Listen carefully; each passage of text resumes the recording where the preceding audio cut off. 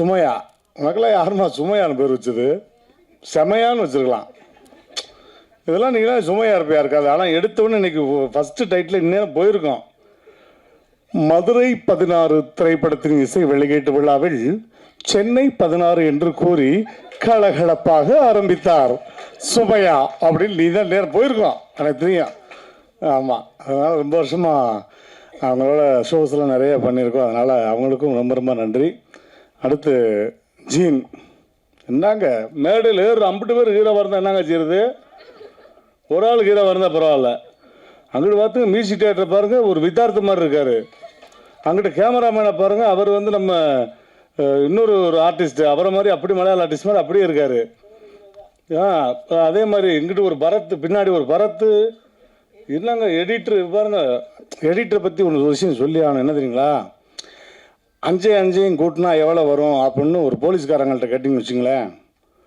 5 கூட்டினா ஒரு 8 வரும் தம்பி, 4 இழுப்பு இழுத்தோம்னா 9 கொண்டாந்துடலாம் அப்படிம்பாங்க. ஒரு டாக்டர்கிட்ட போய் கேட்குறோம், 5 கூட்டினா எவ்வளோ சார் வரும்? இல்லைங்க, இருக்கிறத பார்த்தா ஐசியூவில் தான் இருக்குது 5 கொஞ்சம் அப்படி இப்படின்னு முக்கி 9:45 வரையும் தலையிடலாங்க. ஒரு லாயரை கேட்குறோம், சார் 5 கூட்டினா எவ்வளோ வரும்?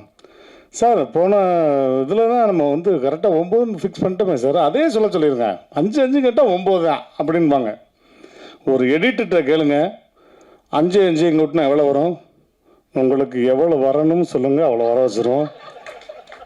எங்கே தூக்கணும்னு சொல்லுங்கள், தூக்கிடுவோம். எல்லாமே அவர் கையில் தான் இருக்குது. சிஸ்டர், மெயின் சிஸ்டரே அவர் தான். ஏன்னா நாங்கள்லாம் ஆரம்பத்தில் நிறைய படங்களில் பாதிக்கப்பட்டிருக்கேன். குடும்பத்தோடு கூப்பிட்டு போய் வருவேன் பாருங்க, ஒரு சீன் மிரட்டல் சீன் உட்காந்துருப்பேன். படம் முடிச்சு எல்லாம் எந்திரிச்சு போயிடுவாங்க. எங்கடான்னு பார்த்தா இல்லைங்க அப்படி வந்தேன் எங்கேயோ போயிடுச்சுங்கன்ட்டு அடுத்த ஷோக்கெல்லாம் திரும்ப ஃபேமிலியோட திரும்ப டிக்கெட்டை போட்டு உத்து பாருங்க, ஒரு செகண்ட் இப்படி வந்துட்டு போவேங்க அப்படின்னு. அந்த மாதிரி நிறைய படங்கள் இருக்குது. அதனால் எடிட்டர் கையில் தான் இருக்குது. எங்களை மாதிரி நகைச்சுவை கலைஞர்கள், இந்த கெஸ்ட் அப்பீரியன்ஸ் பண்ணுற கலைஞர்களுக்கெல்லாம் வந்து எடிட்டர் நினச்சா அந்த சீனை தூக்கிடுவாங்க. ஆனால் வந்து ரொம்ப அழகாக எடிட்டிங்லாம் இந்த படத்தில் வந்து நல்லா பண்ணியிருக்காரு பாருங்கள். அவர் ஒரு ஹீரோ மாதிரி தான் இருக்காப்புல. இங்கே உள்ள எல்லா ஸ்டூடெண்ட்டுமே உண்மையிலே ஒரு கேமராமேன், ஒரு வெற்றிமாறன் மாதிரி அங்கே இருக்காது பாருங்க. ஒருத்தர் பின்னாடி, சார் எந்திரிங்க சார், இவர் தான் சினிமாக்காரன் மாதிரி இருக்கார். ஒரு வெற்றிமாறன் மாதிரி, ஒரு கேமராமேன் மாதிரி. அப்படி இல்லை எல்லாருமே ஹீரோ தானே. ராஜன் ஐயா ஸ்பீச்லாம் இன்னைக்கு கம்மி, இல்லைன்னா மைக்கு தெரிச்சு பின்னாடி போயிருக்கோம். ஆக்சுவலாக ஜீன் வந்து இப்படின்னா இவருக்கு பிறந்த ஜீன் எப்படி இருக்கும் யோசிச்சு பாருங்க. ஜீனு, டைரக்டர் பேர் ஜானு, எப்படி சேர்ந்துருக்காங்க பாருங்க ஒரு கூட்டம். எல்லாம் சொந்தக்காரன். நான் அப்புறம் தான் கேட்டேன், யாரும் கேட்டேன், எல்லாம் மாமன், சித்தப்பேன், பெரியப்பேன், அண்ணமே, சித்திமே. வெளியால கூப்பிட்டா பைசா கொடுக்கணும்ல, அதனால ஒரே ஃபேமிலி குடும்ப விழாவாக எடுத்துட்டாங்க. இதை மதுரையில் நடக்கிற ஒரு வந்து கல்யாணம், காது ஊத்து அப்படி மாதிரி ஆகிப்போச்சு இந்த நிகழ்ச்சி. தம்பியை வந்து நான் பார்த்தோன்னே ஃபஸ்ட்டு நான் தான் சொன்னேன், தம்பி நான் வந்து தளபதியை வந்து அந்த துல்லாத மனமும் துள்ளும் லவ் டுடே படத்தில் பார்த்த தளபதியை மீண்டும் பார்க்குறேன் தம்பி அப்படின்னேன். இதை பக்கத்தில் இருந்து ஒட்டு கேட்டு 50 பேர் முதல்ல வந்தவொடனே எல்லாம் தளபதி தளபதின்ட்டாங்க. முதல்ல சொன்னது நான் தான் தம்பி. ஆமாம். அதனால் விஜய் அப்படியே, நான் அவ்வளோ நேரம் பேசாமல் இருந்தேன். லவ் டுடே விஜய் மாதிரி அப்படியே இருக்கடா அப்படின்னு அந்த செயினத்துக்கு வெளியே விட்டேன். ஏன்னா தளபதி பண்ணுற நிறைய படங்களில் வந்து நாங்கள்லாம் பார்த்து ரசித்த படங்கள்லாம் லவ் டுடேயில் அந்த செயின், அந்த ஸ்பெக்ஸு, அதே மாதிரி ஸ்ப்ளெண்டர்னால் வந்து காதலுக்கு மரியாதை, இப்படிலாம் நிறைய ஐடென்டிஃபையான படம்லாம் இருக்குது. உடனே செயினத்துக்கு வெளியே விட்டேன். சரிடா அப்படியே இருக்கடா தம்பி அப்படின்னு. ஆனால் எடிட்டிங்கில் ஒரு 2 இடத்துல எடிட் பண்ணால் விட்டீங்க. தம்பி ஒரு பக்கம் ஆடிக்கிட்டு இருக்கேன், இவன் ஒரு பக்கம் ஆடிக்கிட்டு இருக்கேன். ஒரே ஒரு ஷாட் மட்டும் நான் பிடிச்சி விட்டேன். நைஸாக கூப்பிட்டு கேட்டேன், தம்பி மூமெண்ட்டை வெட்டியாடான்னு. சத்தம் போட்டு சொல்லாங்கண்ணே, பேசாமல் இருங்கண்ணே அப்படில. அந்த மாதிரி அவருக்கும் எங்களுடைய மனமார்ந்த வாழ்த்துக்கள் எல்லாருக்குமே, ஒட்டுமொத்த கலைஞர்களுக்கும். இந்த படம் வந்து பெருசாக ஜெயிக்கும். எப்படி வந்து தளபதிக்கு வந்து ஒரு எஸ்ஏசி சார், சோபா மேடமோ, அது மாதிரி இங்கே ஒரு எஸ்ஏசி, ஒரு சோபா. உன்னை எஸ்ஏசி வாழ்த்துற மாதிரி தான் வாழ்த்தணும். அதாவது உண்மையிலே இந்த மதுரை 16 அப்படிங்கிற திரைப்படத்தில் என்னுடைய பிள்ளைய வந்து சின்ன வயசில் பார்த்த மாதிரியே இருக்குது. இந்த பையன் பேரும் பாருங்க விஜய். கடவுள் எல்லா ஆசீர்வாதங்களும் கொடுத்து இந்த படத்தை மிகப்பெரிய வெற்றி படம் ஆக்கணும்னு மனசார வாழ்த்துறேன் அந்த பிள்ளைங்களை. Thank you so much. I love you all. இந்த படம் நிச்சயம் வெற்றி பெறும். ஏன்னா ஒரு விஜய் நடிகராக இருந்து தலைவராக போயிட்டார், ஒரு விஜய் நடிகராக வந்திருக்கார். தம்பிக்கு எல்லா பொருத்தமும் இருக்கு. அந்த விஜயம் ஆரம்பத்தில் இதை விட இவ்வளோ நல்லா கூட இல்லை. நாளைய தீர்ப்பு பார்த்து சுமாராக தான் இருப்பார். ஏன்னா அப்புறம் இந்த தம்பிக்கு இன்னொரு 4 படம் வந்து வச்சுங்க, அப்படியே உருவமே மாறிடும். இது இயற்கை, சினிமாவில் இயற்கை. பாட்டு ஒரு பாட்டு கேட்டோம், ரொம்ப நல்லா இருந்தது. குத்தாட்டம் ரொம்ப நல்லா பண்ணியிருந்தாங்க. அப்புறம் இது இளைஞர்களின் கூட்டம். இளைஞர்கள், மதுரையை சார்ந்த அதிக இளைஞர்கள் சேர்ந்து ஒரு படம் பண்ணியிருக்காங்க. இப்படிப்பட்ட டீம் வந்ததுன்னா சினிமா இன்னும் நல்லா இருக்கும். சினிமா பெருசாக வரும். ஆனால் வருவீங்க, மதுரைக்காரவங்கள வருவீங்க. ஏன்னா உங்ககிட்ட ஒழுக்கம் இருக்குது, முயற்சி இருக்குது, திறமை இருக்குது. அந்த திறமையை நம்ம அந்த ஷார்ட் ஃபிலிம் மாதிரி நமக்கு காட்டின ஒட்டுமொத்த படத்தை பார்க்கும்போது அதனுடைய முழு உருவம் தெரிந்தது. நான் அது எல்லாம் வழக்கமான குத்து வெட்டு படம் தான் பார்த்தோம். அப்படி தான் கத்தியை காட்டினாங்க, மீனை வெட்டினாங்க, ஆளை வெட்டினாங்க. ஆனால் டைரக்டர் சொல்லும்போது படி, கல்வியை கற்றுக்கொள், தவறுகள் காணுகின்ற இடத்துல உன்னுடைய வேலையை காட்டு. அது கத்தி எடுக்கணுமா புத்தி எடுக்கணுமா என்கிற ஒரு அற்புதமான விஷயத்தை மிக அற்புதமாக இதில் சொல்லியிருக்கீங்க. வாழ்த்துக்கள். ஏன்னா ஏதோ படம் எடுத்தோம், கூத்தாடினோம். ஒரு 2 வாரத்துக்கு முன்னால் அன்பு செய்யணும் ஒரு படம் பார்த்தோம். அவர் அப்படியே குடும்பத்தோடு தான் பண்ணார். ஆனால் முடியல.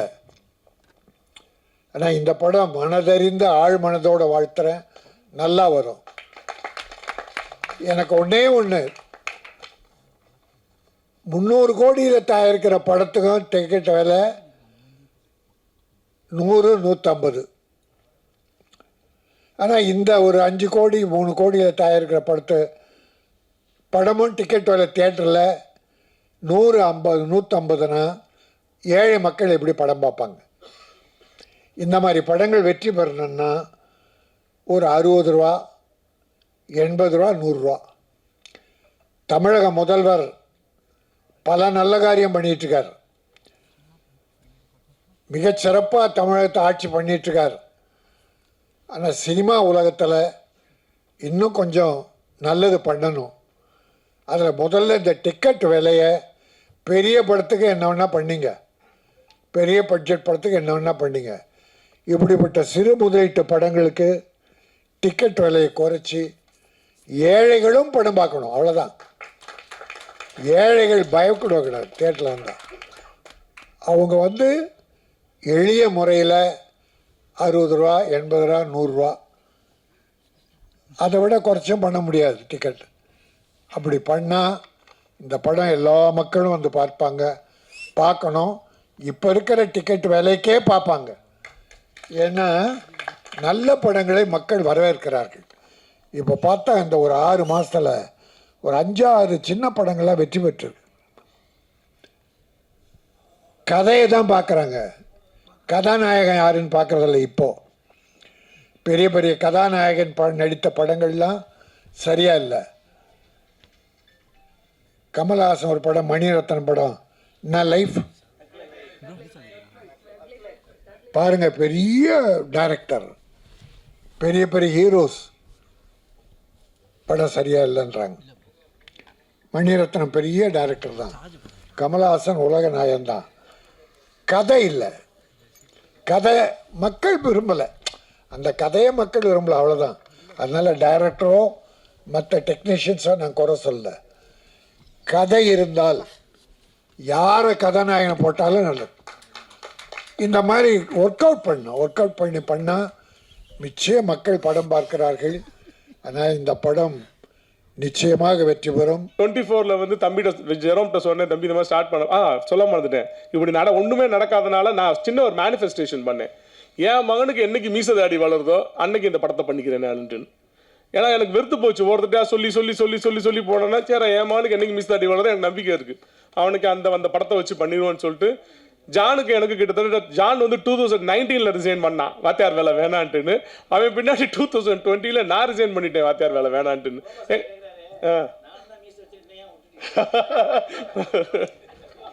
2020ல் நான் வேலையை ரிசைன் பண்ணிட்டேன். பண்ணிட்டு ஜானு நாங்களுக்கு கான்டாக்டே விட்டு போயிடுச்சு. எனக்கு ஜான் வந்து ஒரு பெரிய டேரக்டர் அசோசியேட்டாக போயிட்டான். நான் ஐ என்டர்ட் இன்டு பிஸ்னஸ்.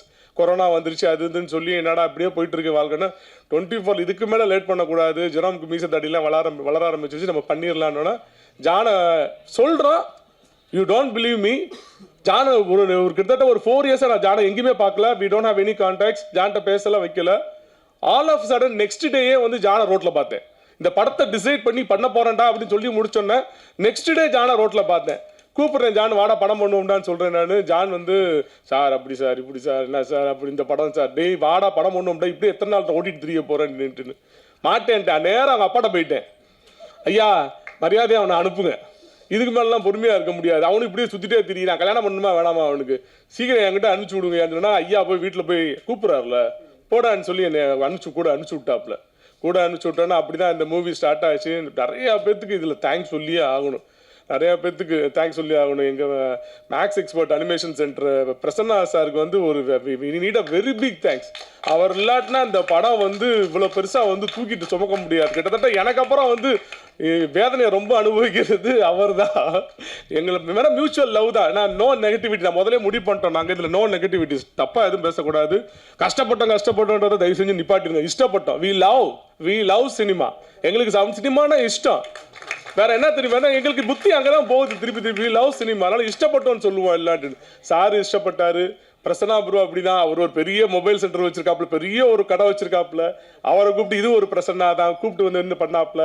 அதுக்கப்புறம் ரிஷியை செலக்ட் பண்ணதுக்கப்புறம் ரிஷி வந்து முதல் நாள்லேருந்து டேடியா மாறிட்டேன். ரிஷிக்கு விமலுக்கு 2 பேத்துக்குமே டேடியா மாறியாச்சு. நிவேதா சேம் நம்ம செலக்ட் பண்ணும்போது நம்ம நிவேதா வந்தா, நிவேதாக்கு நான் யாருன்னு கேட்டால் அண்ணன், உனக்கு இவ்வளோ பெரிய அண்ணன் அப்படின்னு கேட்பேன் நான். என்னம்மா எல்லாரும் டேடின்னு கூப்பிடுறாங்க, அவன் மட்டும் என்னை அண்ணன் கூப்பிடுவான். தென் ரிஜ்வான் ப்ரோவை நாங்கள் பேசி முடிச்சதுக்கப்புறம் நாங்கள் ஒரு இது பார்த்து தான் ஒரு பைலட் மூவி சூப்பராக பண்ணியிருப்பாப்புல, அதை பார்த்து நான் ரிஜ்வான் ப்ரோ ஃபைனலி தான் நம்ம தலைவன் சந்தோஷ் மதுரை 16 தான் இருந்திருக்கேன். எனக்கு தெரியவே இல்லை, இவங்க எல்லா பேர்த்துக்கும் கான்டாக்ட் எனக்கு ரொம்ப நாளாக இருக்குது. சந்தோஷ் மட்டும் கான்டாக்டில் டச்சிலே இல்லாமல் இருந்திருக்கேன், எப்படி தெரியாமல் போச்சு. தேடிட்டே இருக்கும்போது சந்தோஷ் சிக்கினாங்க கரெக்டாக, சந்தோஷையும் செஞ்சு விட்டோம் வச்சு. அது வேற வழியில் சாரி சந்தோஷ், வேற வழி இல்லாமல் வந்து we have to prove something. எனக்கு வந்து வயசாகிட்டே போகுது, I mean situation to do, எனக்கு பண்ணியே ஆகணும். இப்பவும் விட்டா நான் எப்போ பண்ணுவேன் நான்.